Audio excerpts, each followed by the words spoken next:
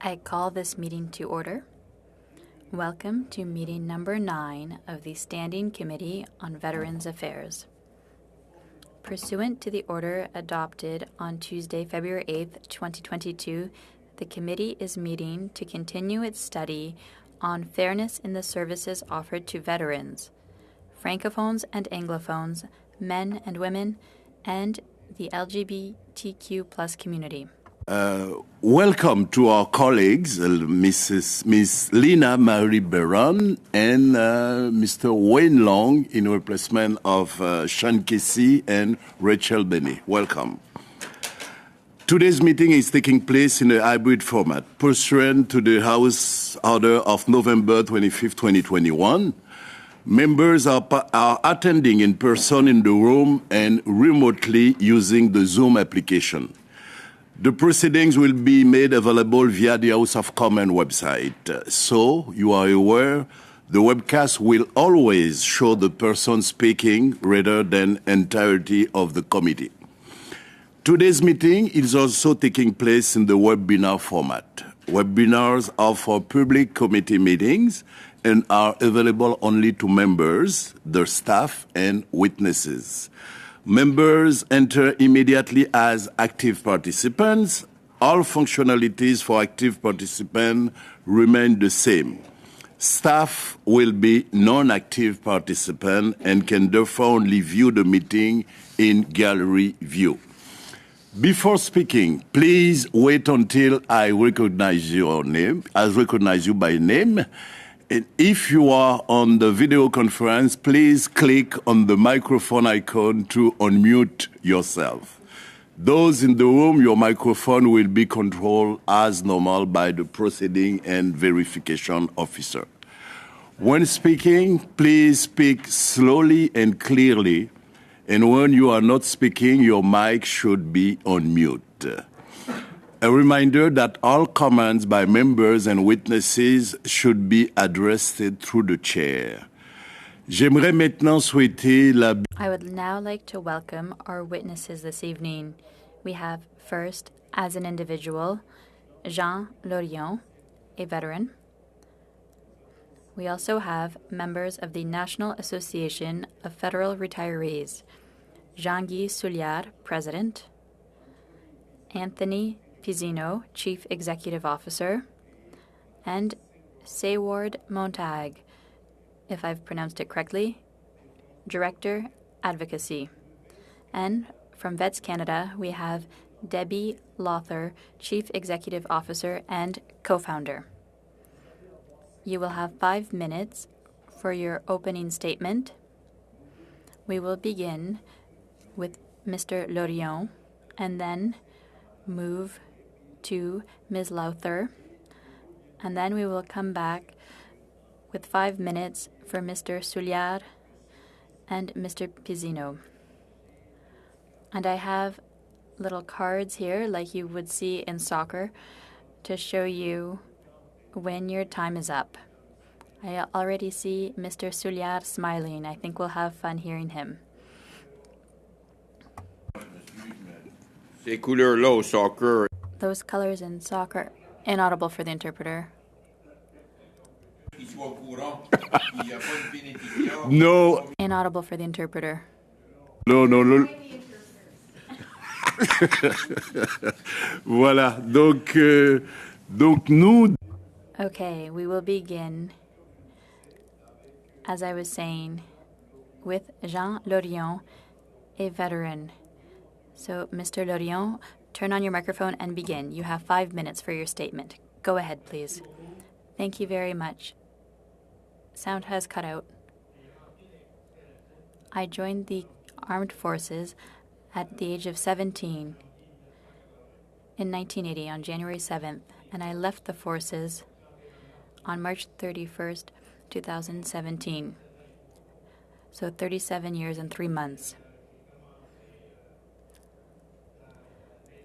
I began in the infantry, and then I did my leadership courses. I was an instructor with recruits.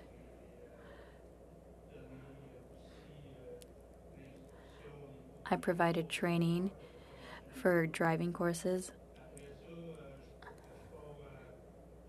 And then 5.5 months in Germany against the infiltration of terrorists. I worked with the military police, and when I came back I came back in October, but then in January 86, I was asked to go to the headquarters. People were all gone. They needed people, so they asked me to go take care of equipment. And naturally, I did my courses. I was already a sergeant in the infantry, and so I was promoted. And then I asked to change profession. And in 1991, I obtained that. So I did a great deal of courses, radio protection, tritium, everything that has to do with radioactive materials that we have in the forces. So I took a course on that. And then afterward, there were changes in weaponry. I went to schools where we provided courses. I gave courses on finance and administration, procurement. In the summer, we also had first aid. So I did that in a school. I also went to combat school in Valcartier for summer courses. I was a supply tech there for the summers there. And naturally, in 2005, I was in the 6th Battalion until 2005. And then I transferred to the Service Battalion because I was no longer able to advance my career. And so I went to the Service Battalion until the end of my career. I went from 2007 to 2017. I was full-time. I went from one unit to another. I worked for the cadets, the air cadets. I came back to my unit, and that's where I concluded in 2017. Naturally,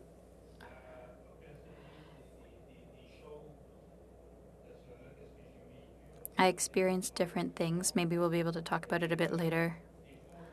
Sometimes we experience things, and we don't realize it. We don't realize we have problems. Other people may check in on us and notice that we have a problem.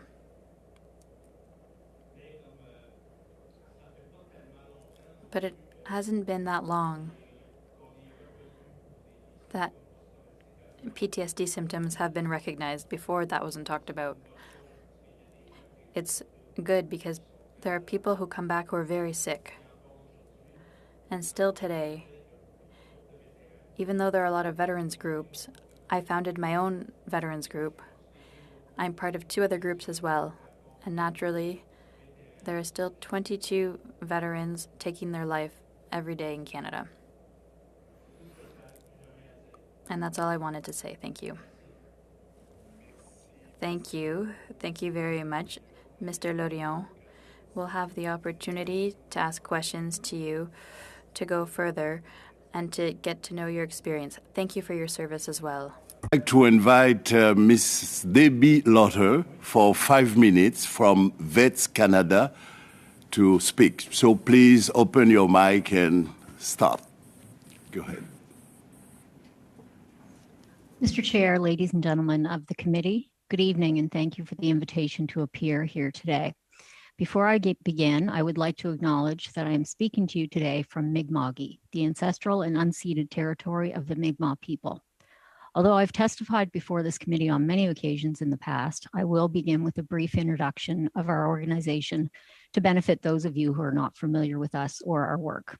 Vets Canada, or Veterans Emergency Transition Services, is a federally registered charity with an aim to provide immediate, on-the-ground assistance to veterans who are homeless, at risk of becoming homeless, or otherwise in crisis. We have hundreds of dedicated volunteers across the country, and to date, we have responded to thousands of requests for assistance from veterans and their families from coast to coast to coast, 24 hours a day, 7 days a week, including holidays. Requests for assistance come to us in various ways, through our toll-free phone line, website, or social media platforms. Some referrals come from other organizations or agencies. However, the majority of our referrals, an average of almost 80% over the past year, come from Veterans Affairs Canada. This means, of course, that we interact with Veterans Affairs regularly, daily actually. Regarding the fairness in the service provided to veterans, I have three main points to present. First is the issue of inconsistency. Our experience is that there are inconsistencies in how information about benefits is communicated to the veteran. Often case managers and veteran service agents, VSAs, are very helpful and forthcoming with information on the benefits and services available to veterans. Still, there are times if the veteran doesn't ask the right questions, they don't know what they are entitled to. Veterans who are in crisis, perhaps struggling with mental health issues, facing homelessness, or maybe even already homeless, aren't usually in the right frame of mind to navigate the process of applying for benefits, especially if they don't even know what those benefits are. It would be helpful if a more standardized process were in place when veterans reach out to VAC, especially if it is their first interaction with the department.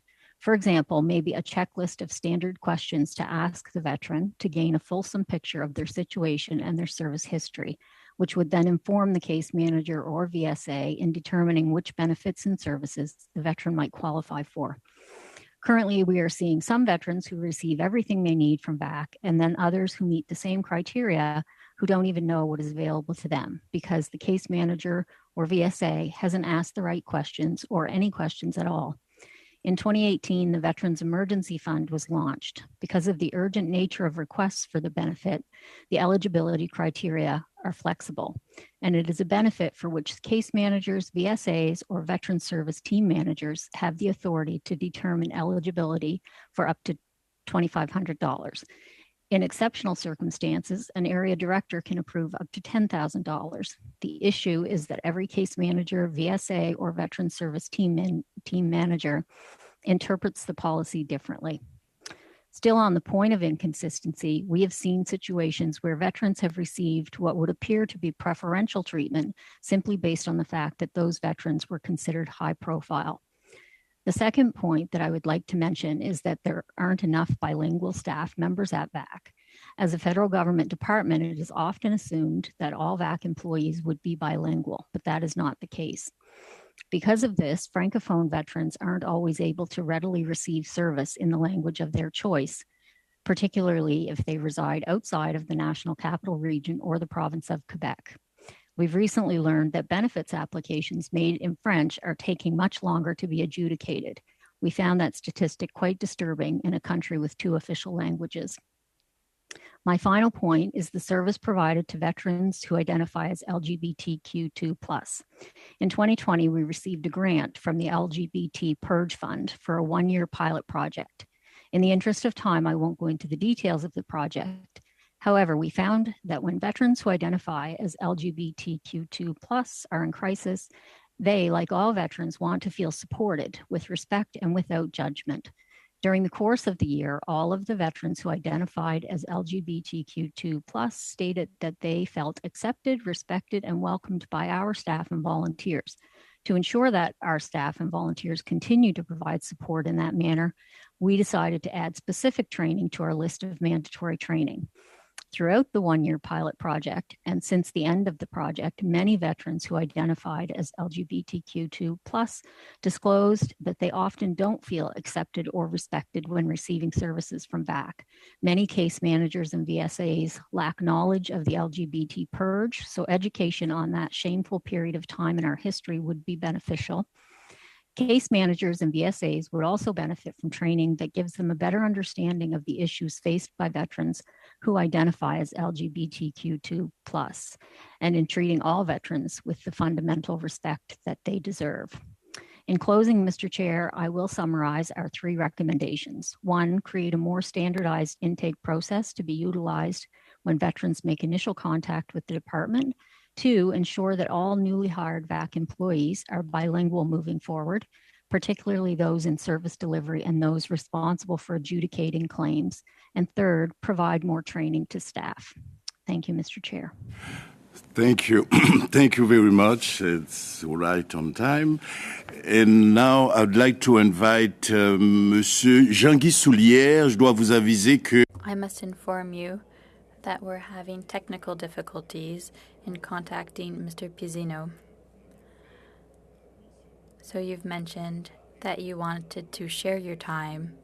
So you have the 5 minutes for the presentation. So please turn on your microphone and begin, Mr. Soulière. Thank you very much. Members for inviting the National Association Federal Retirees to speak today. I would like to begin by recognizing that I and my colleagues are joining you from Ottawa, the traditional unceded territory of the Algonquin Anishinaabe people who have lived on this land since time immemorial. L'Association Nationale. The National Association of Federal Retirees is the largest national advocacy organization representing active and retired members of the Federal Public Service, the Canadian Armed Forces, and the Royal Canadian Mounted Police, and retired federally appointed judges, as well as their partners and survivors.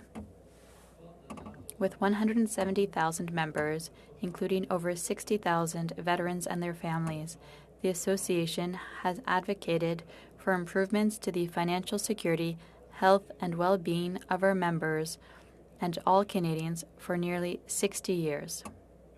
Retirees is also proud to co-chair the Women's Veterans Research and Engagement Network, or WREN.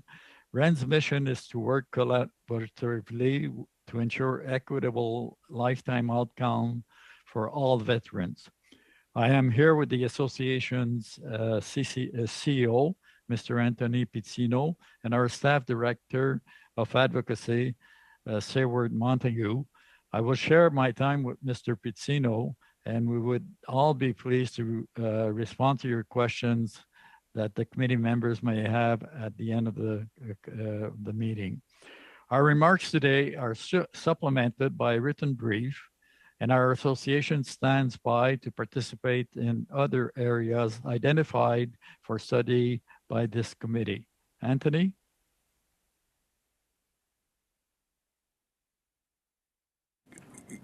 Go ahead, Mr. You're muted, I think. I think he's trying to unmute. Oh, okay. So, on me dit, enfin, le greffier. The clerk tells me that Ms. Sayward will do the presentation. It's Montague. I'm sorry I mispronounced your name earlier. So you have the 3 minutes remaining. Go ahead. I answer to both, so no problem whatsoever. Anthony offers his apologies for the technical difficulties, but he will certainly be attentively watching the proceedings today. Thank you, Jean-Guy, and thank you, committee members, for your time today. One of the key metrics used to assess service delivery performance and to serve as a proxy for fairness is disability benefit application wait times. However, there is no, to our knowledge, standard definition of what fair service means. In the view of the association, fair service means equitable service, and it must also mean equitable outcomes. Having good, clear data is essential in this, and it is incredibly difficult to locate disaggregated data to compare results, which committee members have noted during the course of this study. Transparent, clear, readily available data can help determine whether there is more to the wait time story, and it's a story that needs to be told in its entirety. For example, we know there are differences in wait times for Francophone and Anglophone veterans, but what we heard for the first time from the Veterans Ombudsman and the Deputy Veterans Ombudsman when they appeared at this committee on Friday, March 22nd, is that differences are compounded. Francophones wait longer, women wait longer, but Francophone women wait the longest.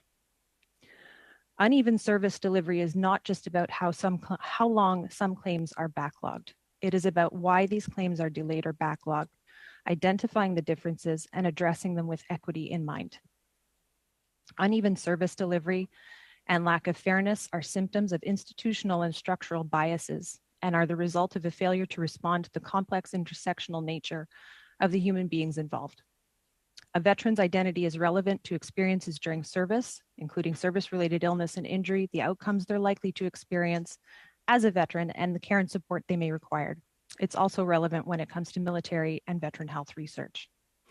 We've made a number of recommendations in the brief that we've supplemented with, but it really comes down to data and transparent reporting to define and understand where lack of fairness is worse, understanding what we're seeing are symptoms of systemic inequity, both up and downstream, research and coordination, and ensuring veterans have a voice in the services and delivery of those services. Thank you. Very much. So now it's no more speeches. So we're going to start asking you questions. And the first question is I'm going to ask the first VP of the committee, Mr. Caputo, to ask questions for 6 minutes. And Monsieur Caputo, veuillez aussi. Mr. Caputo, please tell us who you are addressing your questions to when you ask them. Please. Thank you, and Chair. And as you and I had discussed, I had put a notice of motion on the floor last meeting, and I would ask that we debate that motion at approximately 8:15 today, if that's acceptable to the committee. If it appears it's going to be unanimous, we can go a little later, but that's fine. Well, thank you very much to all of our witnesses. I know that you've taken time out today to assist, and some of you have served in the military, and I thank you for that service, but all of you are serving at this very time, and it's something that really, to me, warms my heart when I see the amount of service in the witnesses we have when it comes to helping out our brave soldiers. Now, the first question I have here, and this I was going to address this to Mr. Pizzino, was he talked about fair service, which means equitable service and equitable outcomes, and I was struck by that. I assume by fair service he means that people are getting a timely service regardless of whether they are a English-speaking male or a French-speaking woman. Is that accurate? I'm not sure. He probably can't answer, but perhaps one of his colleagues. Sorry, Mr. Pizzino yes, perhaps technical problem. Ms. Montague can answer that. He's nodding his head, so I'll take it as that. Okay. Because one of the things that was mentioned as well is, this idea of human beings, and that's why we're ultimately here. And I would direct this to any of the witnesses, and particularly Mr. Lorient. He emerged from the forces about 5 years ago. Have you seen an improvement or a deterioration in the last 5 years, 10 years, of the quality of service that's being offered to veterans? Go ahead, Mr. Lorient. Monsieur Lorient, pouvez y aller directement. Les témoins. Parfait, merci. Great, thank you. When I left the forces, I had to leave. I didn't have a choice. I was medical 3B. I left the forces, I was out, and I was on my own. In the forces, you have people around you, but once you're out, you don't know what to do, who to see. You have problems, and you don't know who to turn to. So, yes, when I left, the first requests I made, I was lucky my wife knew somebody who worked at Veterans Affairs. So he was able to help me tell me, take this form, take that form. Here's how you make your request. Naturally, it took 2 years before I had a response to those requests. I had back problems, my neck as well, my hip, my knees. Those were the first requests.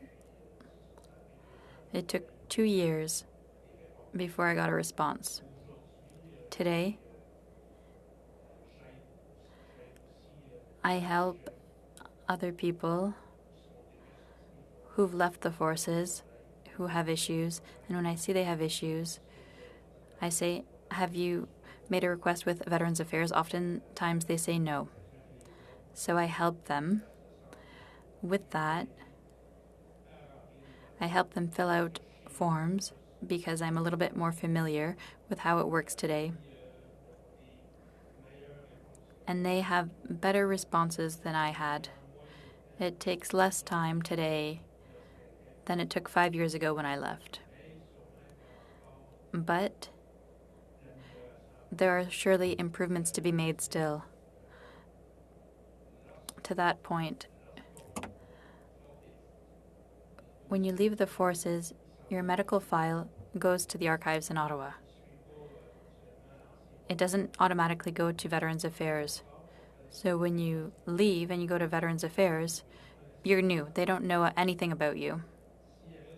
If they had our medical file, they'd be able to have a look at it, see the problems we have.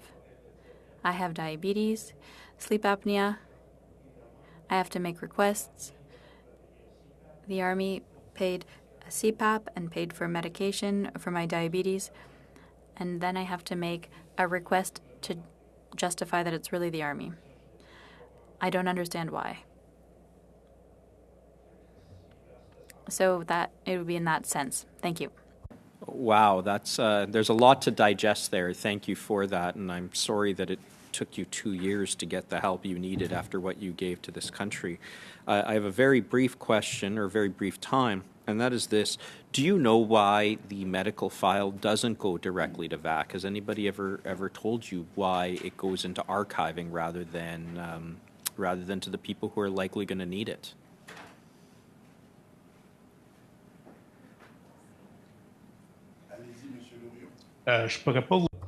I'm not able to tell you why, but it's an excellent question.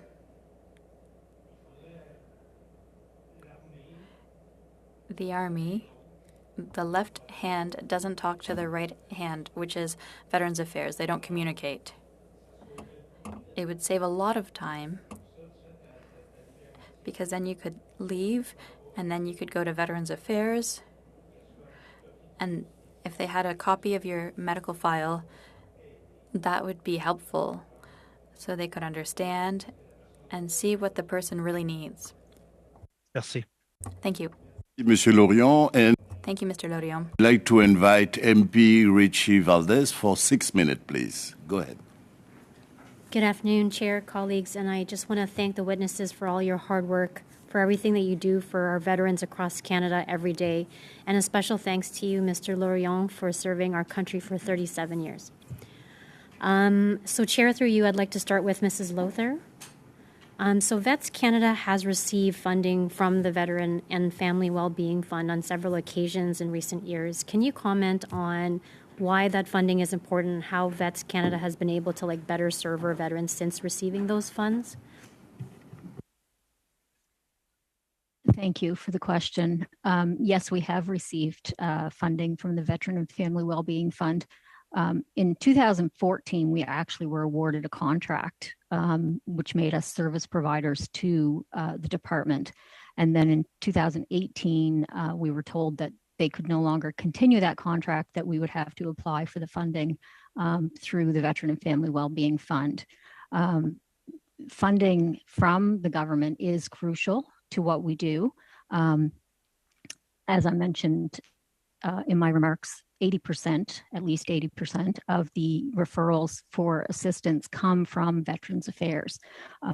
So we are, kind of assisting the case managers in their day-to-day job of helping those veterans. We wouldn't able to do without that funding. We provide things to veterans. We help them with, to prevent evictions, to get them into housing, food, clothing, all of those things. So we would not be able to do that without the funding from the government.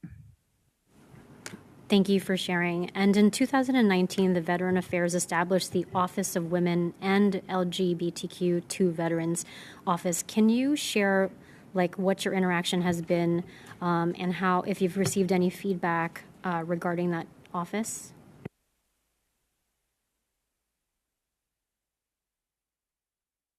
Okay, yeah, great.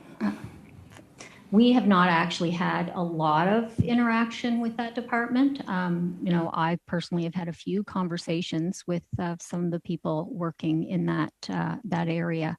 The feedback that we've received when it is mentioned to the veterans that we support is a lot of them don't know a lot about it. They haven't really been made aware. They don't feel like that information's been communicated well to them.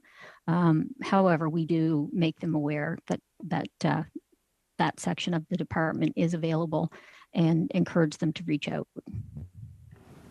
Thank you so much. And I'm not sure if the National Association of Federal Retirees would like to also answer that question, whether you've interacted with the Office of Women and LGBTQ office. I'd be happy to respond to that. Thank you, MP. We have interacted with that office. They are a very dedicated team. Our position, though, is that it's also time to review the goals and scope of that office and consider that an office of equity is what's truly needed.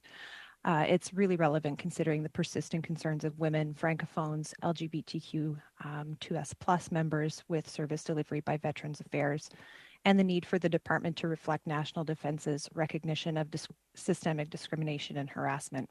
We've previously commented on the importance of Veterans Affairs approaching these issues from an equity principle rather than labeling and continuing to other groups who are seeking equity. Thank you. Thanks for the feedback. And can you just, so you've spoken about what our opportunities are, but what I need to have you describe is the specific impacts of that uneven service that are provided. And if you can share a story, that would be great. I'm not clear if that question was for federal retirees. Yes, just sharing your input if you've heard any stories of what the impact has been due to any of the uneven treatment. Certainly. I can share those in a very general sense. I don't want to discuss specific cases in a public forum and provide too much detail. I think a thing that's worth noting is that at the time of delays that originate with Veterans Affairs at that time of application, for example, sex-specific issues can compound inequitable health and well-being outcomes that were created by the service-related illness or injury in the first place. So there are certain conditions that can occur as a result of service, and while someone is waiting for support or coverage or assistance from Veterans Affairs, sometimes it is difficult to get to the origin point of what will be covered, their condition can worsen over time. So that's an important consideration, and there are uneven impacts in that. I think there are numerous other cases, but perhaps veterans themselves would be best situated to discuss those. Thank you. Thank you, and I think I'm out of time. It's okay. 30 seconds. So. Thank you so much, and I believe it was Mrs. Lowther that was offering some great solutions as far as what we can do to change. So any input on what those changes, that if we put it into place, what it would do for veterans? Thank you. I think that if some of those recommendations were put into place, it would decrease the stress that veterans feel when interacting with the department.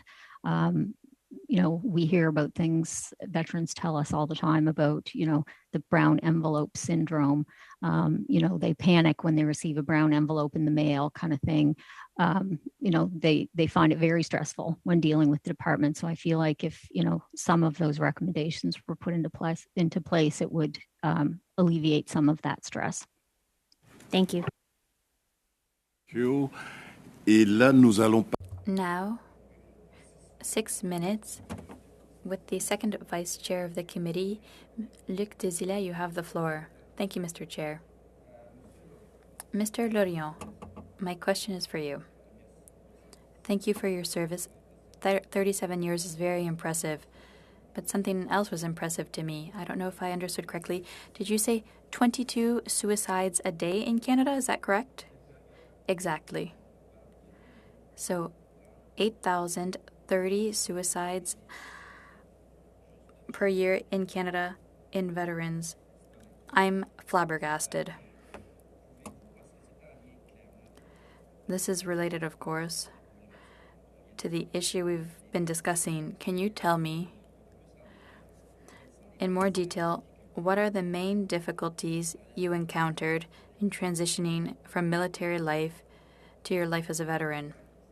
I've understood that it took 2 years before you received services, even though you had contacts in the system. I don't understand that. So, what are the main challenges you encountered? First, okay. The challenges I encountered are that when I received the documents in question, I had to fill out the form, explain what happened, why I was making an application. There are many veterans who have PTSD, and when they see all the paperwork to fill out, they're super stressed out, super anxious, and often they don't make an application because they're not able. It's as if they were before Mount Everest without any equipment, just their 2 hands to climb to the top of Mount Everest. It's impossible. So it's impossible for them to fill out those documents. They're just not able. In my case,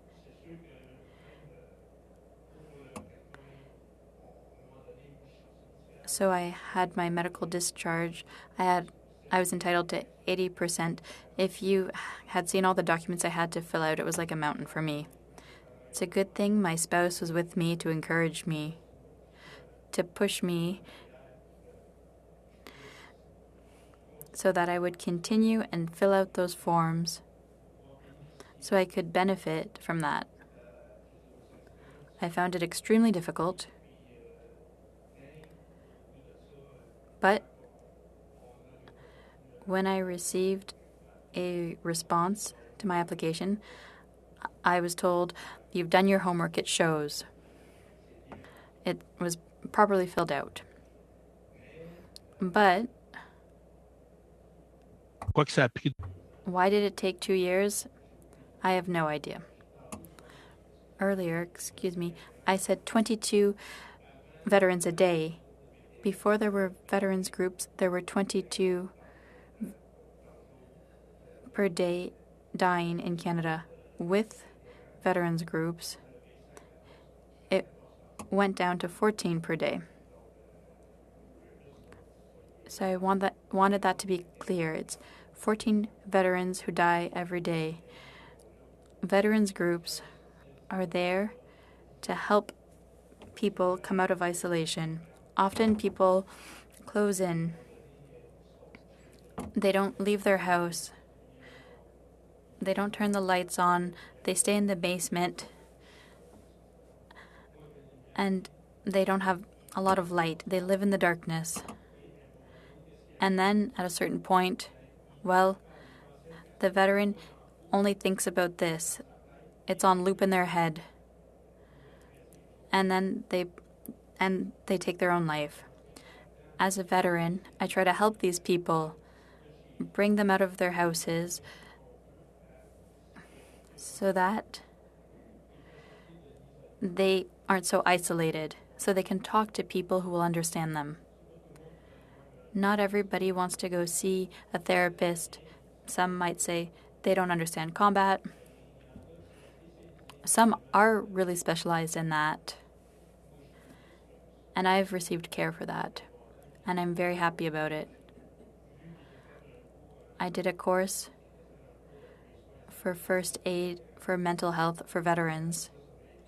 That helped me see that I had a psychological problem, and I was able to obtain services. So I'm very pleased about that. Today, my anxiety isn't as bad. It gave me tools to control my anxiety, control stress as well. All right, time goes by quickly, I'm sorry.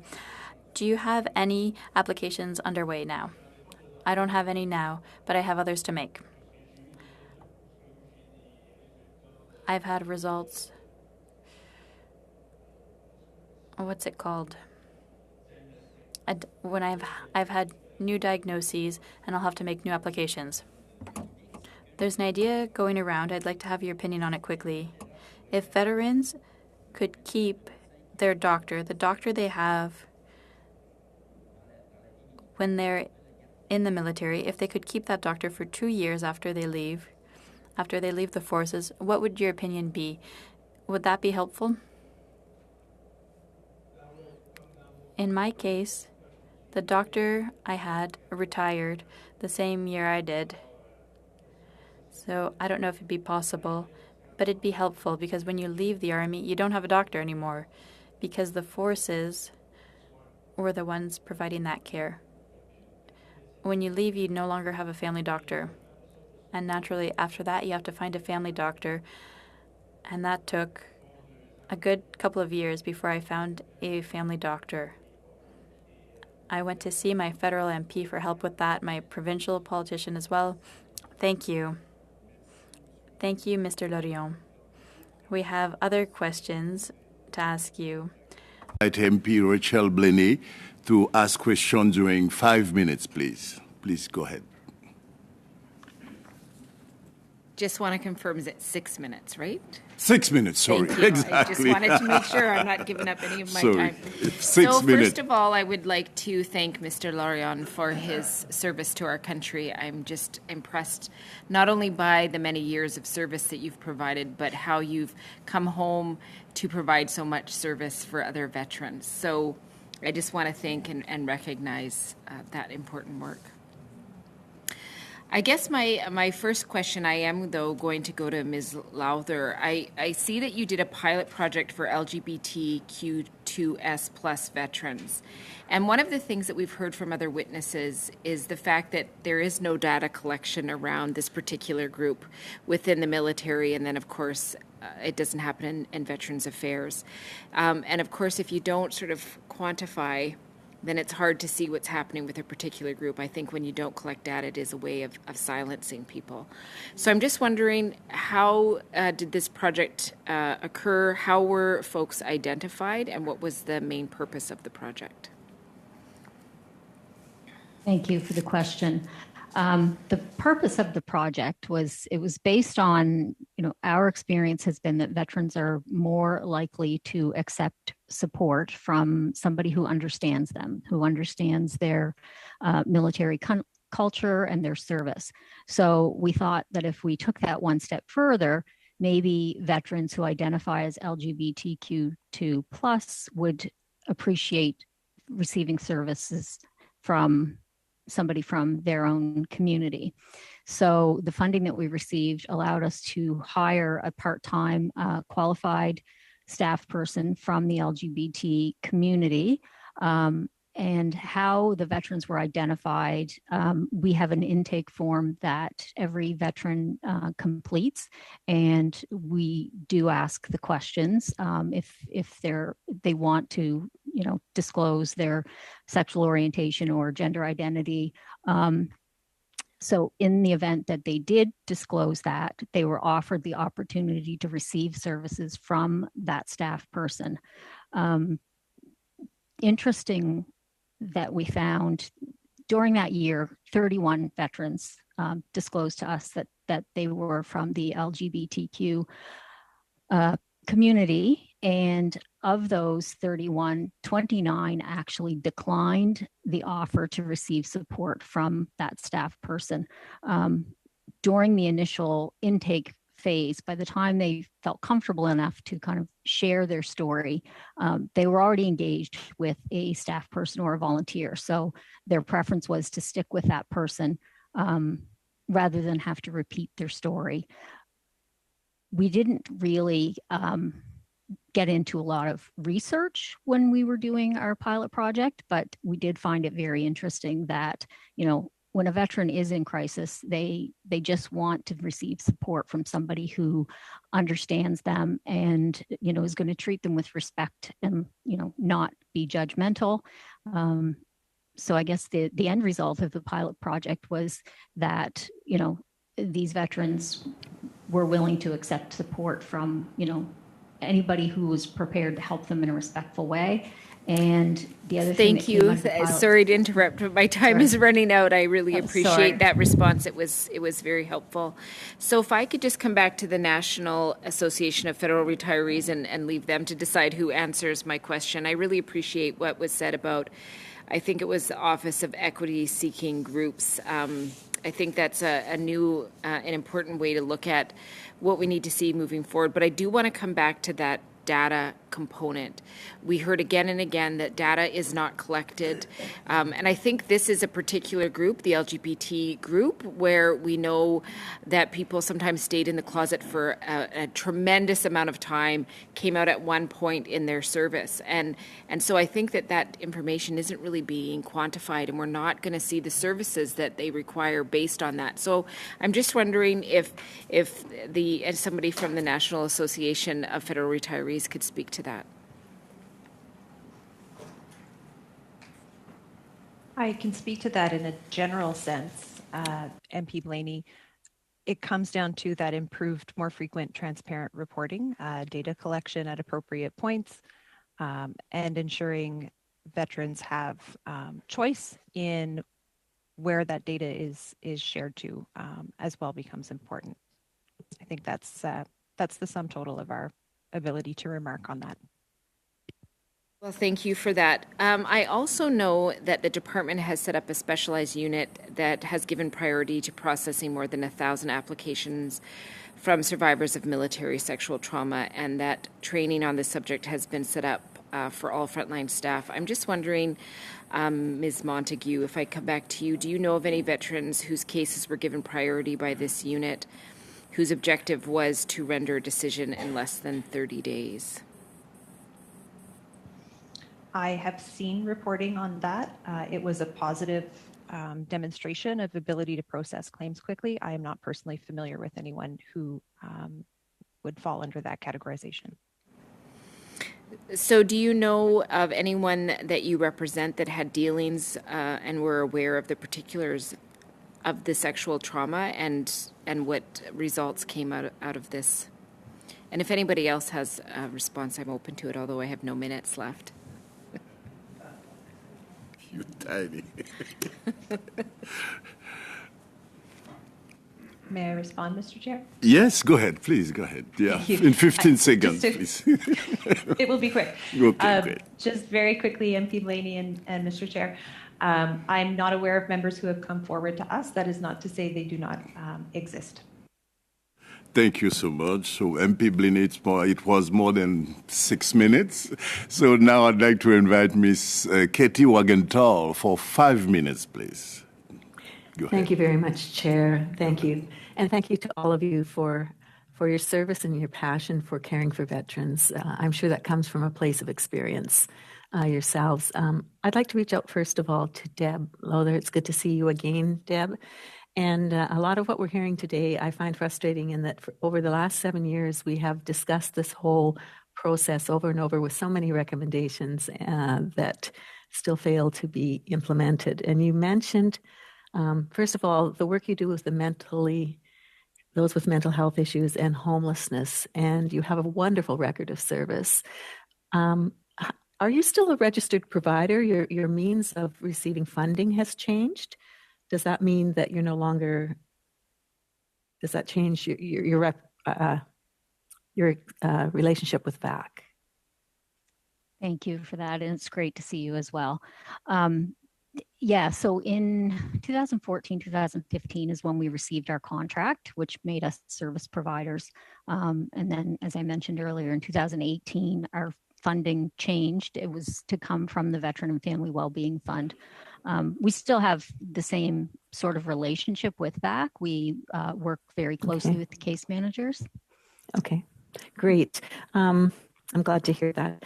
You mentioned something with the inconsistency that a checklist would be helpful, and you talked about your own intake process. Previous testimony, people have been concerned about checking off boxes and that there isn't that personal relationship, and they think that that would be more important. But at the same time, you need to understand the dynamics. So who creates that checklist, and how is it best implemented if that was something that should be done more as we have intake of new veterans? Thank you. I think that a checklist could be created in consultation with veterans as well as veterans groups, perhaps. I understand that, checking off in a box is very impersonal. But I think if it's done in the proper way, it doesn't have to appear as an interrogation. But I think, it can be done in a So it's the relational side of going through that process that's important in enabling them to give the answers. Do you feel that what you do would be a good tool that could be looked at more generally as far as VAC using it? You're talking about case managers having a better understanding of what the needs are? Mm-hmm. Yeah, so our intake, it is very detailed. It asks a lot of questions. So we are able to gain a really good picture of that veteran's situation. I can refer back to when my husband released from the military, and he was connected with Veterans Affairs.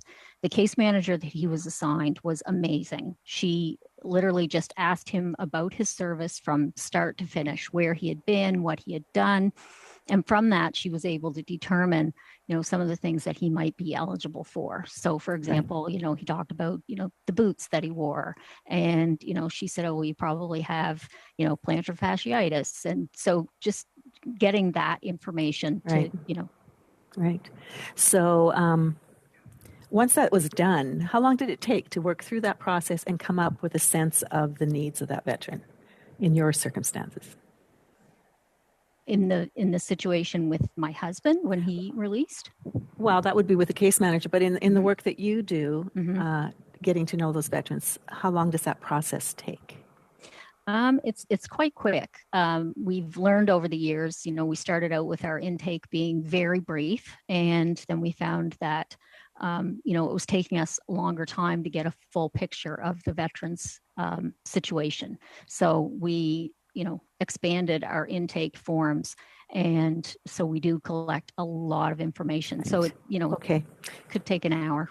Thank you. I have one more minute, and I think this is something I'd like to ask you as well.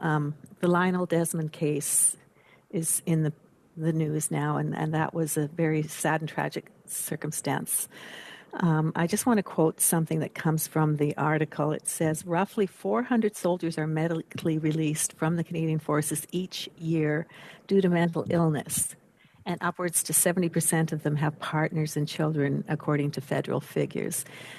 With all of the work that you do with veterans, do you feel that mental health component is just now, I think, starting to really get the attention that it's due, and how does it impact the overall health of that veteran and their ability to succeed coming out of the service?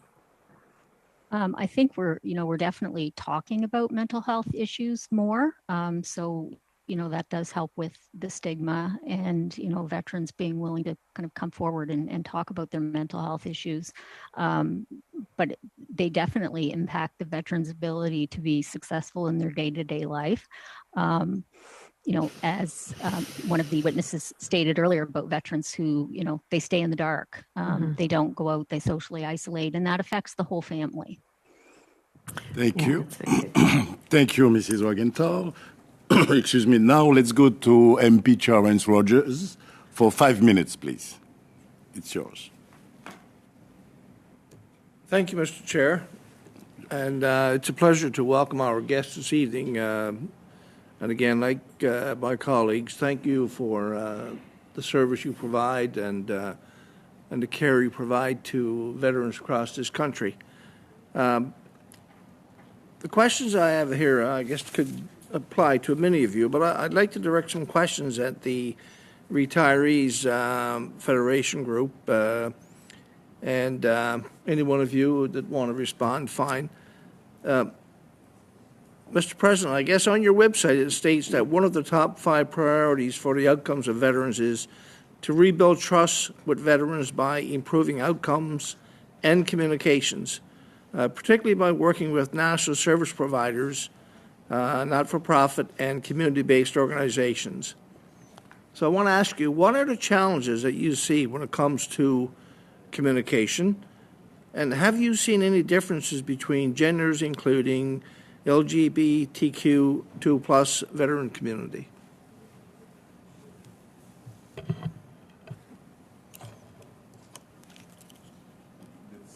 Mr. Soulier. Monsieur Soulier ou Madame Montague? Mr. Soulier or Ms. Montague? Monsieur Soulier. I'll just give a very general idea of where we took all that information to put on our website. Some years ago, about 5 years ago, we did a number of town hall meetings with veterans and got a whole lot of information about the situation and the difficulties that they were facing. A lot was mentioned, and very similar to what Mr. Lorion was saying. We produced a very good report on these town hall meetings that is available. So the information that we put on our website is derived from that. Also, about 4 years ago, we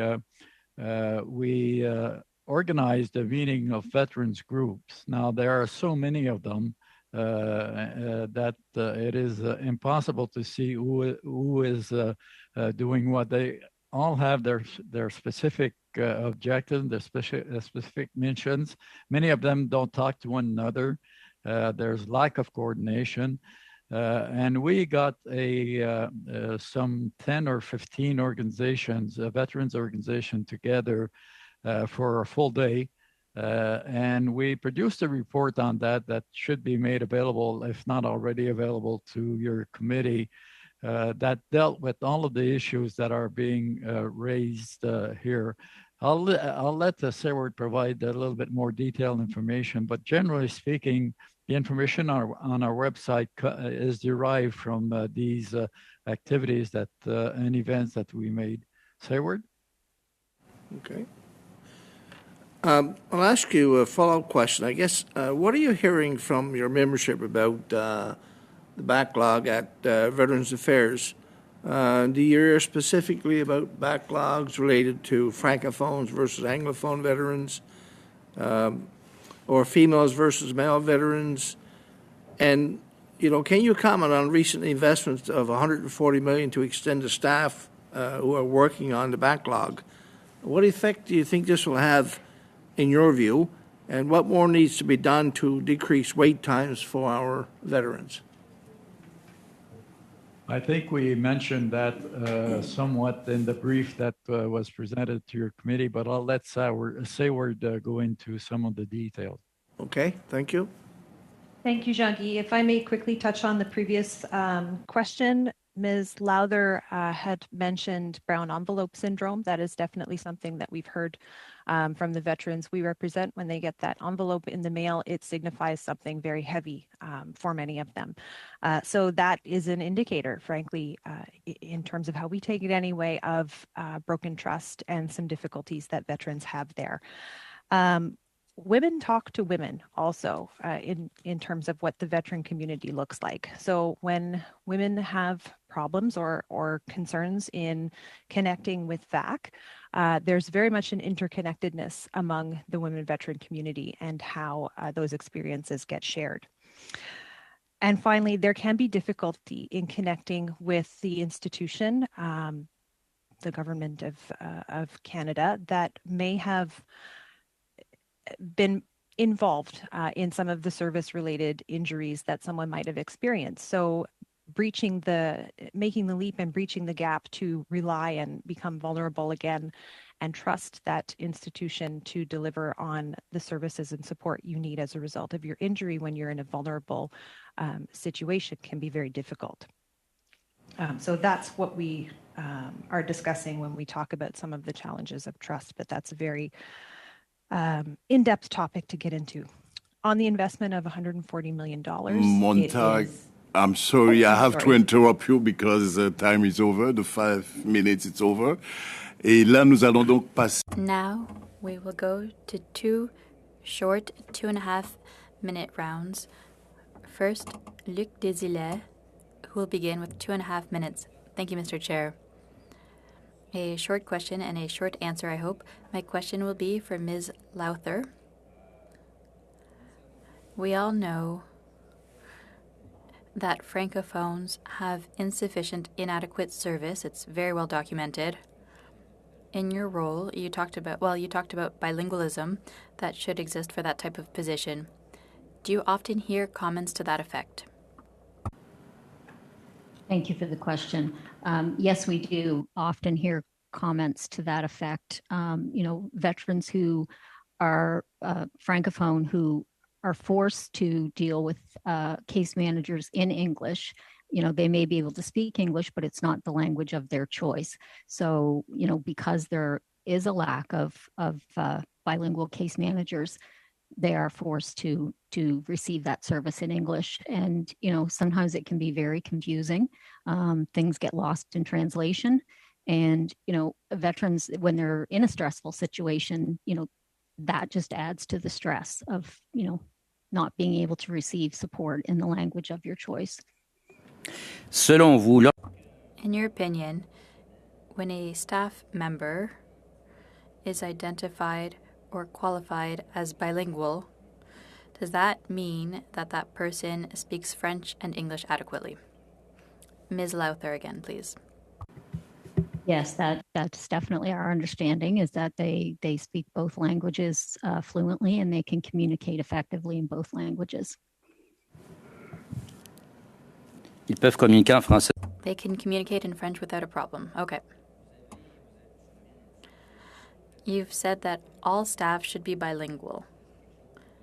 Is that something realistic or feasible in our system?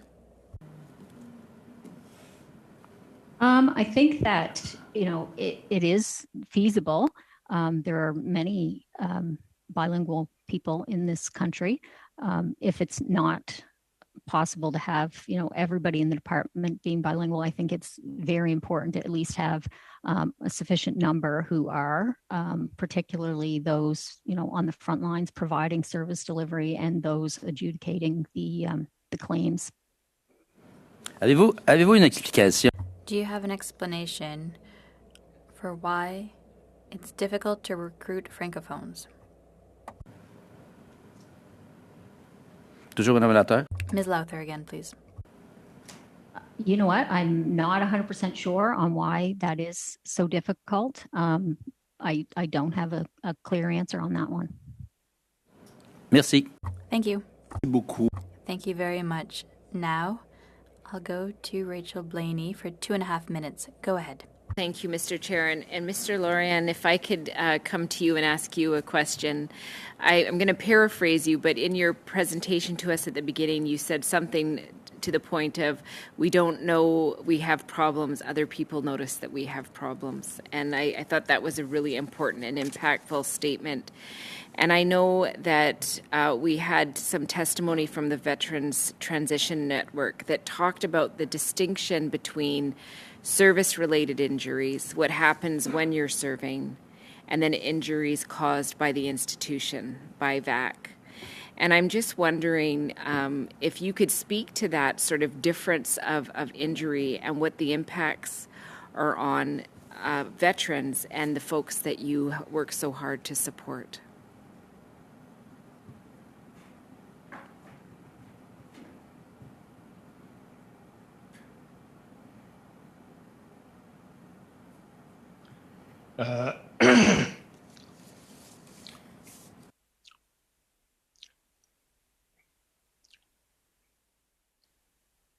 Est-ce que vous pourriez répéter la question? Could you repeat the question, please?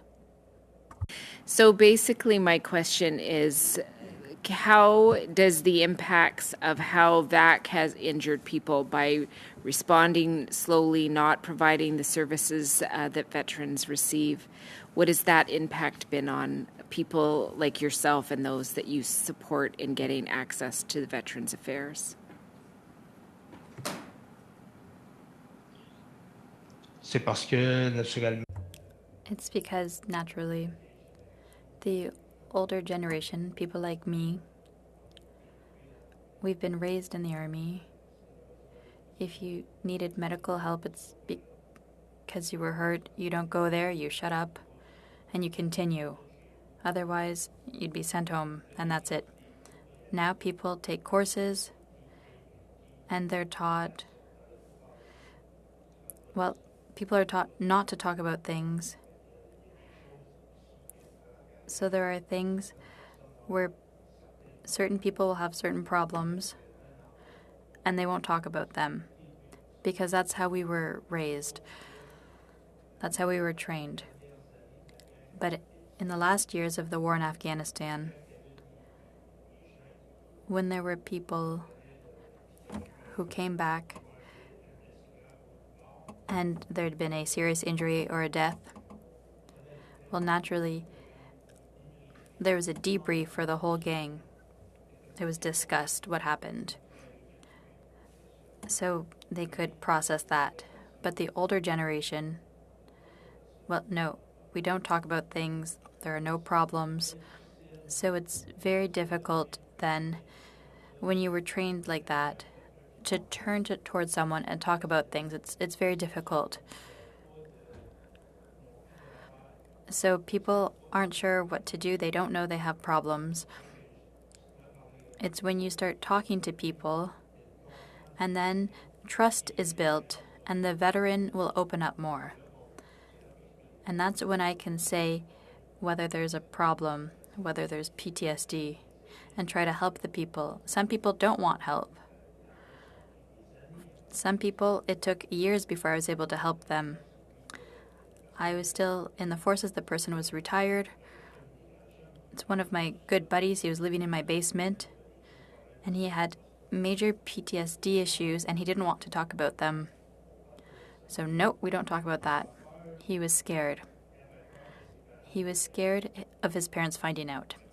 Thank you, Mr. Lorient. Thank you. I'm sorry. It's hard to interrupt you, but I must unfortunately keep track of time. So now, MP Fraser told me to ask questions during 5 minutes. Please go ahead. Sorry, Chair, did you say I had 5 minutes? Yes, exactly. Oh, you given me 2.5 from Mr. Désolé? Because I'll take it. Good. Okay, thank you so much. So there's a couple of things that I'd like to kind of go over, and so I'm grateful that I do have the 5 minutes here. When I was leaving the military, the pennies dropped. There's two components of Veterans Affairs. One is a post-career advice that we go through courses, and that people talk about the opportunities after the military.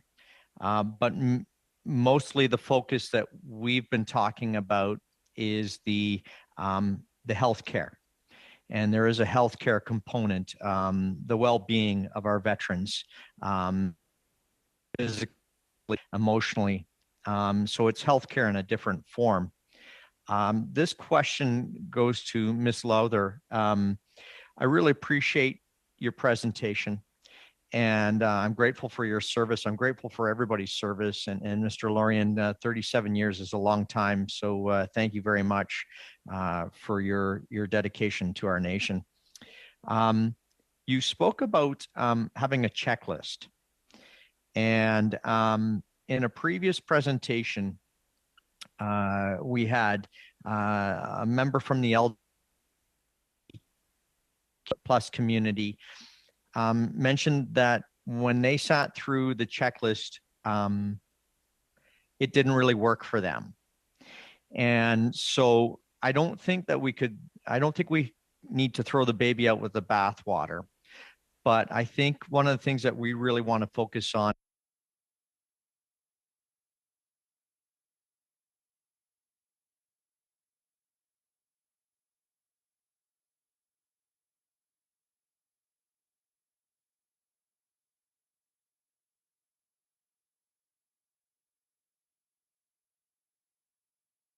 so that, I can bridge the gap here.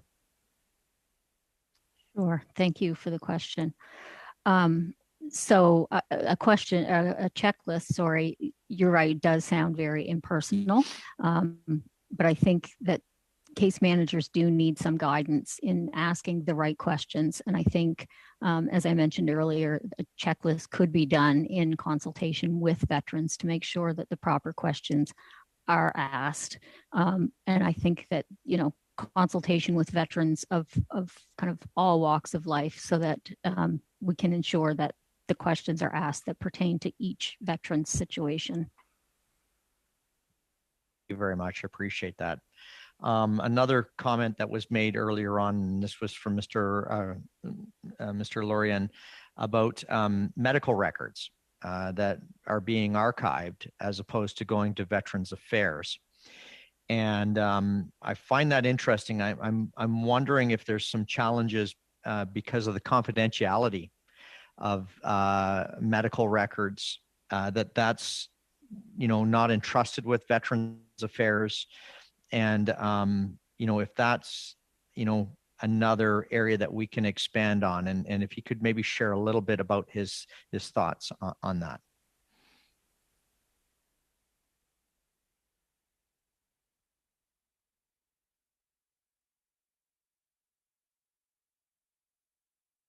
Sorry, Mr. Lorien, did you hear my question there? Is that my question was that, could you expand maybe a little bit on your thoughts on medical records being handed over to the veterans? I could see it being done immediately, issue or an issue when you're leaving, but I'm just wondering is, some vets leave without any, known issue, and then it comes up. So could you maybe expand a little bit? Yes. When you leave the forces, your file goes to the archives in Ottawa.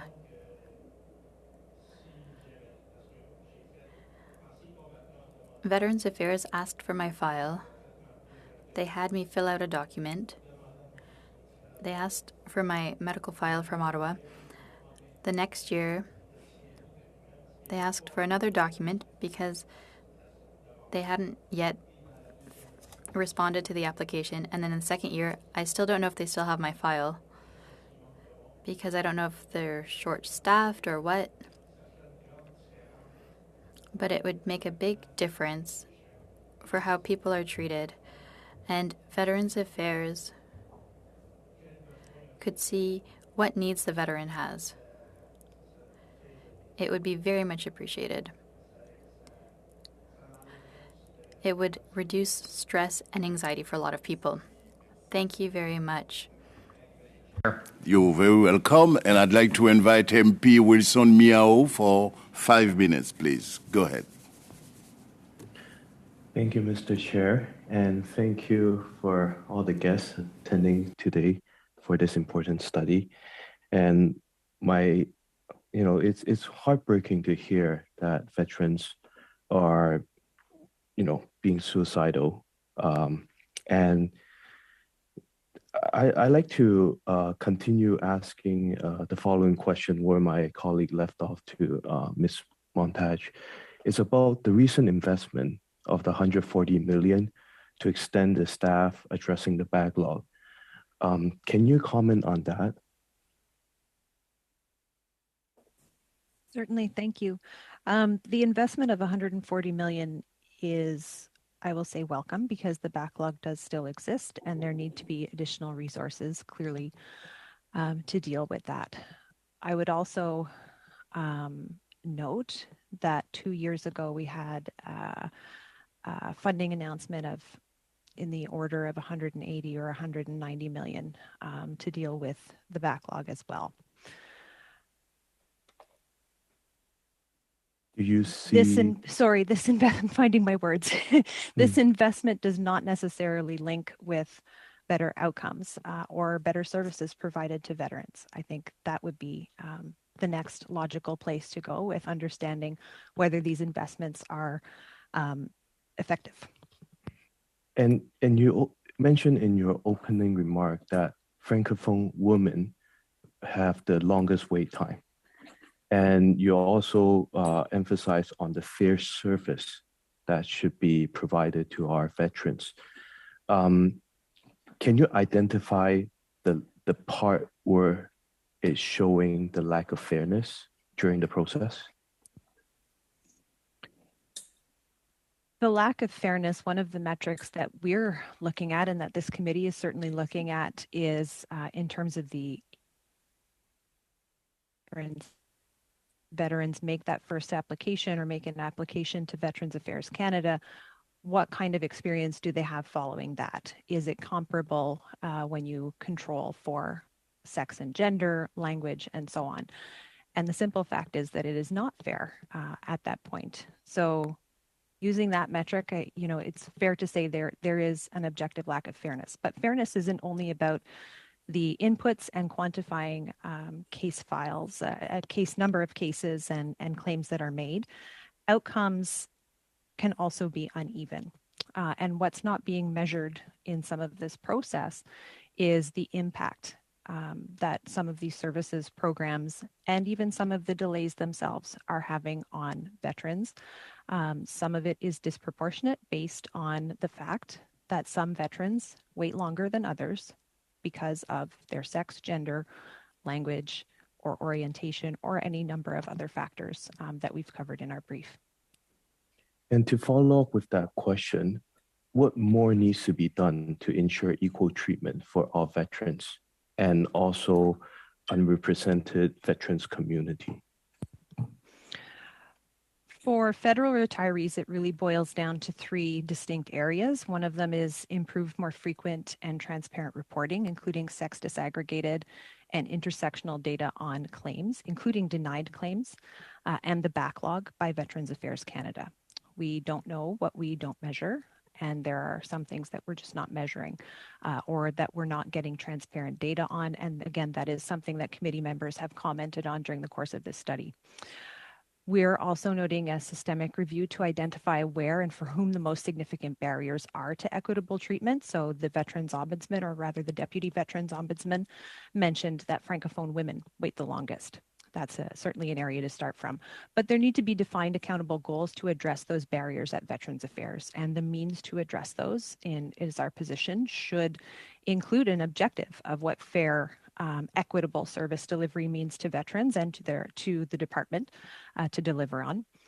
For us, it's also tailored support for women veterans. So there are a number of things that we have mentioned in there that would support representation and the ability to get some scrutiny on the issues that they are reporting and the places where they're having difficulty.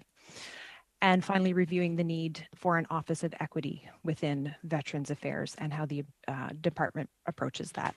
We've mentioned some other pieces on reporting and connecting with stakeholders and drawing better coordination between national defense, the Canadian Armed Forces, and Veterans Affairs in terms of research, and certainly some of the investments that Prime Minister Trudeau suggested in the mandate letter for the Defense Minister would be helpful here. And finally, it's making sure that decision makers at BAC have access to the best available evidence to support those claims where inequities are happening.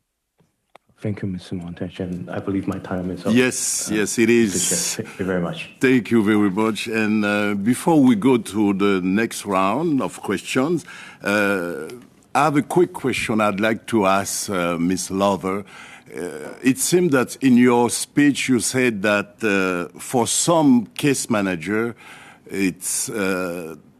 there is some high-profile veterans. Is that true? Can you explain a little bit what is mean high-profile veterans? So there are some veterans who are very well known in the veterans community, and there are some veterans who are connected politically, I guess you could say. And so it's been our experience. We've witnessed it a couple of times where veterans who kind of fall in that category have received what would seem to be preferential treatment.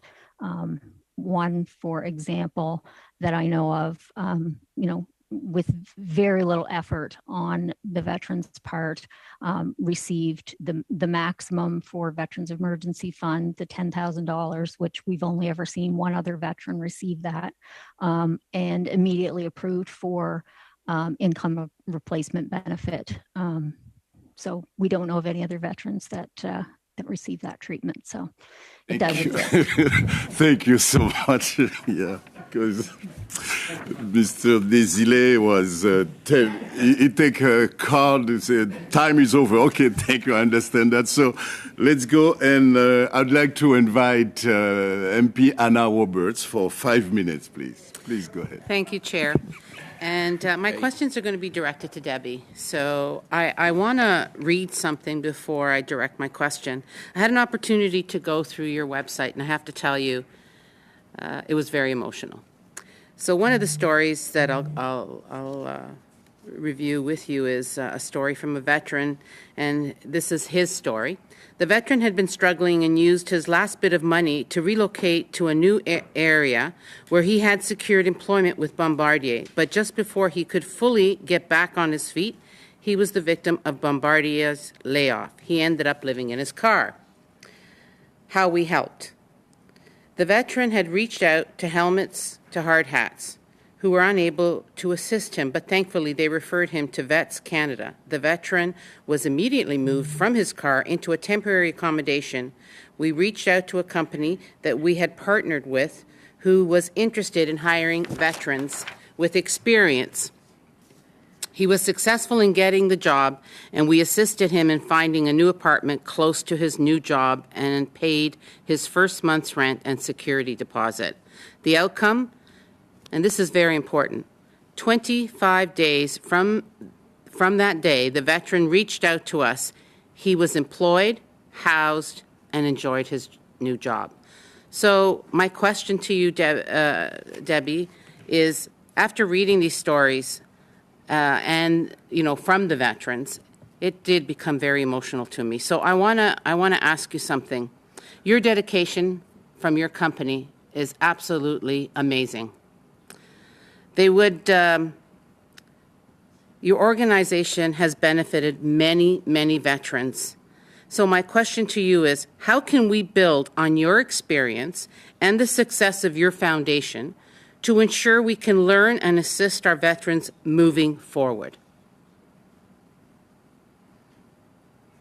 Thank you for the question and your kind words.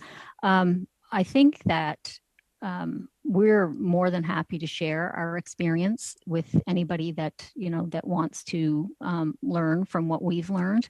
But I think one of the key reasons that we have such great success with the veterans that we support is most of our volunteers are veterans themselves or still serving members. So there's that element of peer support that certainly is helpful. But I think for us, it's just connecting with the veterans and listening to their story and coming up with a plan with them, participating in the plan to help them move forward. So it takes me back to a question one of my colleagues asked about that personal touch. So would you agree that the personal touch has a better outcome for both the veteran and the team? Yes, absolutely. I think that, no two veterans are the same. No two situations are the same. So we try to come up with plans for veterans based on their individual situation. There is no one size fits all. So, we listen to the veteran and we make suggestions on, the things that we think that could benefit them. Of course, they always have the right to self-determination, but they are just looking for somebody to guide them in the right direction.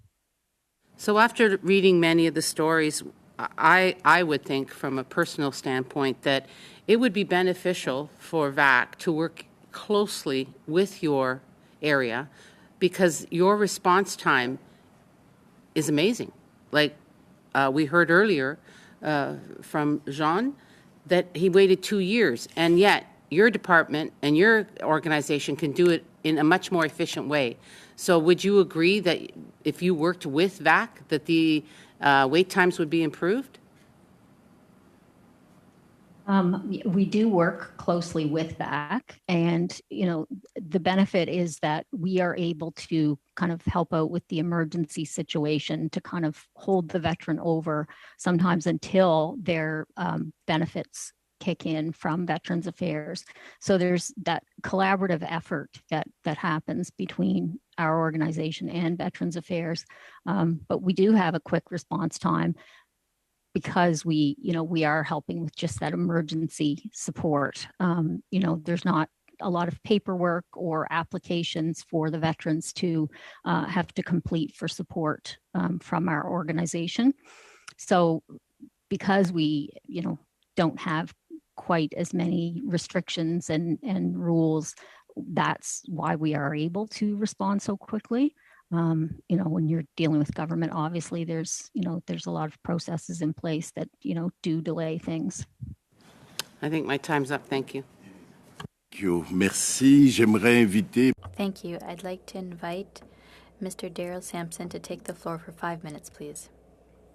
Thank you very much. I was going to come today. I got scared for a second with Mr. Caputo's suggestion of shutting down 15 minutes to discuss committee business.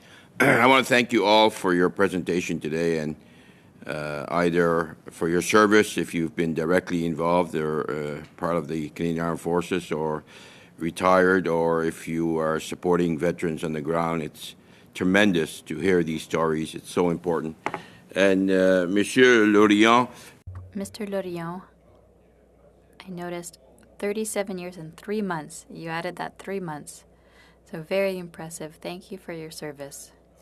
I'd like to ask you a few questions, maybe 4 or 5, so we'll have to hustle, and then I might be able to get some more in. But you talked about 24/7, 365. Can you, in a very short period of time, explain what that means and how they can contact you and how you can respond? Yeah, so we have volunteers who work around the clock. We have one national support services manager who Monday to Friday, 9 to 5. And then the hours outside of that, we have volunteers who take the calls on a rotational basis. So we literally are 24/7. When you talk about volunteers, can you share with the committee how many volunteers you have, and are they in Nova Scotia or right across the country? Can you give us some information around that? Mm-hmm. They're right across the country. We have hundreds, I think, approaching 500 at the last time I checked. And they are the backbone of our organization. And they are in every province and territory across the country. The last few years, you've helped veterans in every province and territories. Yes. Quite impressive. I also noticed in your presentation, you said over 1,000, I thought I heard, veterans you worked with in the last year. Is that correct? And that seems like a high number. No, what I said was that to date that we've responded to over thousands of requests for assistance. In the past year, I think that we probably have supported, I think it's more than 500 veterans at this point. And lots of times those veterans, it's not just a one-time thing. Sometimes veterans will come to us and we'll get them back on their feet, but then, maybe later they might things might go a little sideways and they come back to us again. And that's fine. We're there to support them again as well. Let's just use that number as for simplistic sake, 1,000 or 500 veterans that you helped this year so far. You said 80% were referred by caseworkers at Veteran Affairs. Is that correct? And can you expand on that? Yes. So we receive calls every day from case managers at Veterans Affairs for any number of reasons. Sometimes it could be because, the veteran doesn't qualify for the Veterans Emergency Fund, or the Veterans Emergency Fund is going to take too long, so they will send the veteran our way. So we're there to kind of complement what the case manager can do. But yeah, a lot of our calls, most of them come from. So you have a experienced case physical. managers. Thank you. Sorry, you have a physical building, office, headquarter in Dartmouth, Nova Scotia. Mm-hmm. Do you have any other physical buildings or areas where you're providing services for veterans across the country? Yes, we have a drop-in support center in Ottawa, and our headquarters is in Dartmouth, but we have a support center. Drop-in support center is co-located with the headquarters, and then we also have a drop-in in Edmonton that we operate on behalf of the government of Alberta. And I believe you also have some transition apartments in certain parts of the country. Can you expand what that means, transition apartments? Mm-hmm. So we have access to one transitional apartment in Vancouver in conjunction with an organization called Community Builders. And in Halifax, we have 2 transitional apartments in partnership with the Salvation Army. And then in Alberta, in Edmonton, we have access to 15 transitional apartments. And that is an apartment building that was purchased by the government of Alberta with the intent of providing support for veterans. And they've tasked us with being kind of the face of that project. Thank you. Just a quick question for the retirees. You said you're co-chair of the Women's Research, and can you tell us a little bit about what that committee has done so far? Absolutely, thank you. We draw together, so we're proud to co-chair along with Professor Dr. Maya Eckler from Mount St. Vincent University and women's veteran health advocate and physician Dr. Karen Breek, who is also a veteran. Our mission is to work towards equitable lifetime outcomes for women, for all veterans in 7 domains of well-being. And we bring together organizations to discuss and collaborate, pool knowledge, and work towards sex and gender-informed evidence-based policies and practices and better outcomes in this field. Merci beaucoup. Donc maintenant. Thank you very much. Now, 2 more people. First, Luc Desilets for 2.5 minutes, followed by Rachel Blaney for 2.5 minutes. Go ahead. Thank you, Mr. Chair. My question would be for Mr. Soulière or Ms. Montague, whoever would like to answer. In your report, you suggest data that would be broken down by sex and etc. And you talk about applications that are rejected and accepted. It's something we haven't really had the time to talk about here, but it's fascinating. So can you talk to me about claims that are accepted and denied? Either one of you, please. Absolutely, and I hope it is okay that I respond in English, MP Desilets. It is definitely a fascinating area because, again, it gets into we don't know what we don't measure. So that is an area that we are recommending or suggesting that Veterans Affairs Canada would be well situated to start to review, investigate, and report on. There's also data available on that, though I don't have that at my fingertips, from the Veterans Review and Appeal Board that might be useful in understanding this. And the Veterans Ombudsman Office, I believe, has reported on the decisions and some issues of equity coming out of that body, and I understand that they're also taking steps to address those. But again, we don't know what we don't measure and what we don't have statistics and information on. On parle d'une demande sur 2. We're talking about 1 out of 2 that's accepted. I have no idea what would the rate be of what's accepted. That's something that I'm not able to comment on, but I would definitely like to know the answer. Parfait. Great. Could you elaborate on your project, your request to create an equity office? You mentioned that earlier. Could you take the last minute to elaborate on that, please? On that proposal, please. I think in addition to the remarks that we made earlier, the Veterans Affairs Office of Women and LGBTQ was a most welcome addition, and it is staffed by some very good people who truly want to make a difference. At this point, it is time, we believe, to examine the need for an Office of Equity and what's truly needed. So it's become clear throughout different pieces of reporting. Again, I'll mention some of the reports that have come before this committee. But there are other factors that come into play that originate with intersectionality and identity that mean your experience as a service member and in becoming a veteran and the supports that you may need are about more than women and LGBTQ plus members.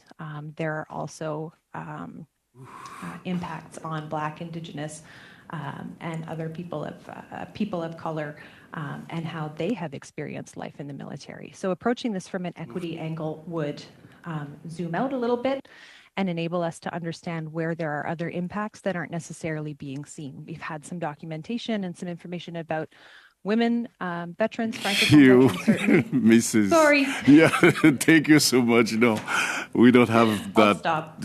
Thank you so much. So I'd like to invite MP Rachel Blaney for 2.5 minutes, please. Go ahead. Well, thank you, Mr. Chair, and I would like to come back to Ms. Montague, if I may. I know that one of the biggest challenges that I hear about is women who are released from the military because of injuries and other things that happen to them during their service to our country.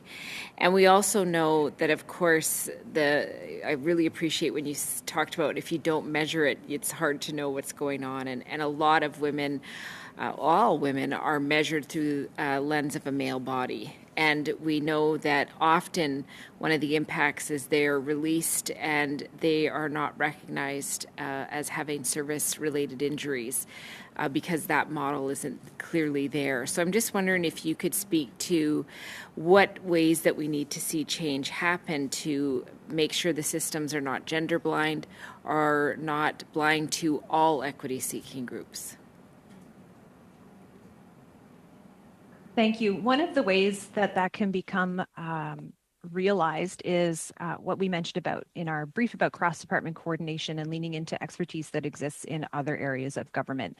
National Defence and the Canadian Armed Forces are beginning to do work on some of the upstream impacts that are occurring in terms of, I'll use the example of the impact of some service aspects on women's health and women's health outcomes.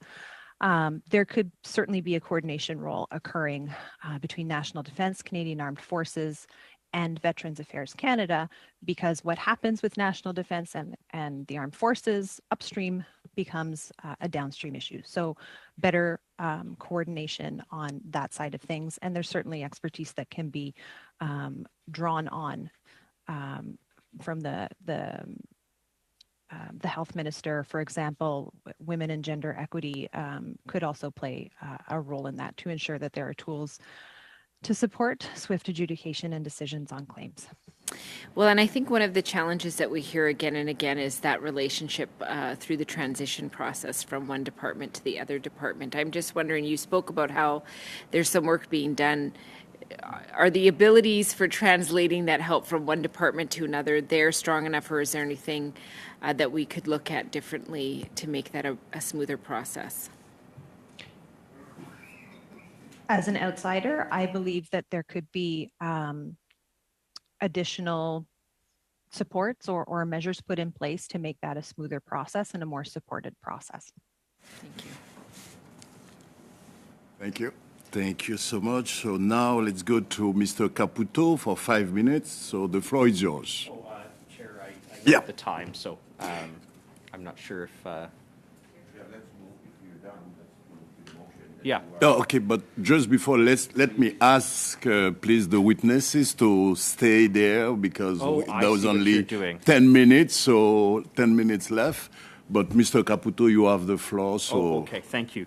Thank you, Chair. I'm sorry, I'm still figuring out the process here. The motion I would like to move is as follows, Mr. Chair. That given that Juno Beach is one of the most sacred places in Canadian military history, the Standing Committee on Veterans Affairs objects to plans to develop the area immediately adjacent to the Juno Beach Centre, expresses its support for the Save Juno Beach campaign in Canada, calls on the government to provide financial support for the Save Juno Beach Centre Association in order to protect the integrity of Canada's primary site of Second World War commemoration overseas, and reports this motion to the House of Commons. Monsieur le Président. Debate, Mr. Sanson, MP Thank you. Sanson. And, I want to thank Mr. Caputo for his motion. I think Mr. Caputo will be very happy with my suggestion. I leave that to his determination, of course, but I'd like to add something to the motion as an amendment that I believe would add tools to the toolbox, if you want. So when we have the phrase, I'll just go to a piece of the phrase. So, Save Juno Beach campaign in Canada calls on the government to provide financial support. I'd like to add two words, or other supports for the Juno Beach. So financial could be one. There could be other ones added because, as we know, we have the minister going to out there in a week or so, and I know there's discussions with the French government. I know between diplomatic discussions, there's all kinds of other tools. So I'm okay if we left the word finance, but simply add or other supports, because I don't want to limit ourselves to that, but I want to enrich it so that we could go further. So I believe Mr. Caputo would agree to that. At least I'm risking myself on this one. Merci. Yes. Yes. One moment here, please. I think that's likely fine. If we really want to cover it off, we could put and/or, if that would satisfy Mr. Sampson. Yeah. Okay. That's that agreement. I agree to that. I guess we have to have unanimous consent for it. Yeah. Yes. So, unanimous consent. Perfect. Okay. We have to consult the team. Okay. So first of all, we have to say that the amendment, it's you agree on that, and now we go to the motion amended. So, do we all agree on that? Yeah. Good. Okay. Super. Thank you so much. Yes, it's very good. So we still have 5 more minutes. So I can split that in two. So 2 minutes and a half for you and 2 minutes and a half for the next one, supposed to be Rich Valdez, MP Rich. A really lengthy question, or a saturated question, you might say. So I'm just going to give my time to Anna Roberts. Okay. Thank you. Let's go. Thank you. My question again is to Debbie, and I'm so impressed with the efficiency of your organization. And after listening to Jean, it saddens me to hear about the suicide rate, even though there has been I guess you can call it an improvement. I wouldn't. From 22 to 14 a day, that is still a huge number. So I guess my question to you and maybe to Jean as well is, if we can be more efficient, do you agree that we could stop these suicide rates so that we can improve on the quality of life of our veterans that they so need and deserve? I think that, providing services and benefits to veterans in a timely manner would certainly help with decreasing the number of suicides, and I guess trying to make veterans aware of the resources that are available to them to help them with their mental health issues. But I think there are things that we could do to relieve some of that stress that often leads to suicide. Thank you. And to Jean, if I could ask you, you said that you are now an advocate and you help veterans, which is so wonderful to hear. I'm very impressed with that. Do you agree that that personal touch and that the ability to expedite their concerns would reduce the suicide rates?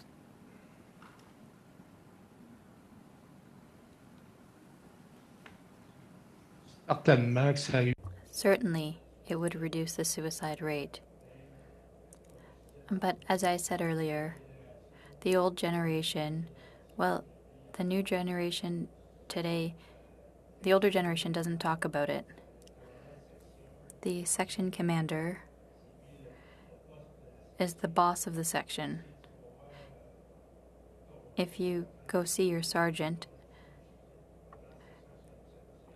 if you see you're stuck between the men and the sergeant, and there's a problem. In leadership courses, we're taught that you have to be an example. So it's very difficult. It's limiting based on what we were trained to do in the Army. But increasingly, things are changing. But it's not easy. MP Anna Roberts, and I'd like to go to MP Richie Valdez for 2 minutes and a half, please. Please go ahead. You're welcome. I'm just going to continue the line of questioning from my colleagues. So, Mr. Lorion, you've had a breadth of experience when you served, and I appreciate that you continue to gain additional education through the years. So I just want to say that and commend you for everything you've done. So you shared the alarming suicide rates earlier. What advice can you give our committee to assist in further preventing suicides?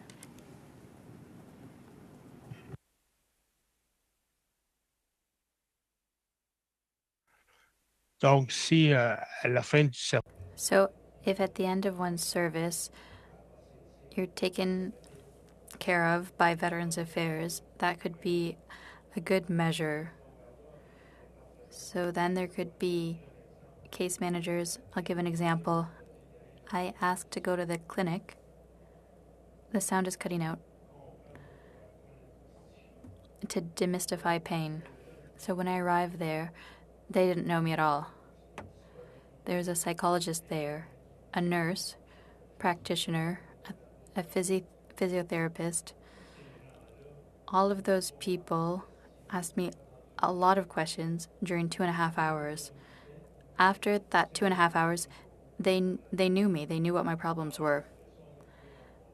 Then we met with a physio and prepared a plan. But maybe there would need to be a team to meet these people to determine what they need. That would surely help them feel better, feel valued, feel they're understood, feel that they're supported. That would really help. Merci. Thank you. Thank you very much for sharing that feedback. And I just want to loop back to Mrs. Montague. Earlier, you didn't get a chance to finish your answer, so did you want to, if you remember what it was? Thank you, MP. I will pass along on that. I don't remember what I was remarking on. Thank you. And I think I'm up for time. Oui, MP Richie Valdez. Écoutez, bon, Well, ladies and gentlemen, that's all of the time we have for tonight. On behalf of the committee members, the members of the Standing Committee on Veterans Affairs, I'd like to sincerely thank you for having taken the time to participate in our study on fairness in service offered to veterans, Francophones and Anglophones, men and women, and the LGBTQ plus community. I'd like to thank you individually. As an individual, Jean Lorion, a veteran, I'd also like to thank the members of the National Association of Federal Retirees, Jean-Guy Souliard, President, Anthony Pizzino, Chief Executive Officer. We had technical challenges and we weren't able to hear from you, Mr. Pizzino, and Sayward Montague, Director, Advocacy, and from Vets Canada, Debbie Lowther, Chief Executive Officer and Co-founder. Thank you once again for your participation in our study. And on that note, I'd like to ask committee members, do you agree to adjourn the meeting? No objections? So, on your behalf and mine as well, I'd like to thank the clerk, our analyst, the interpreters, and the whole technical team working hard to facilitate our meeting. So I wish you a good night. Meeting adjourned. Merci.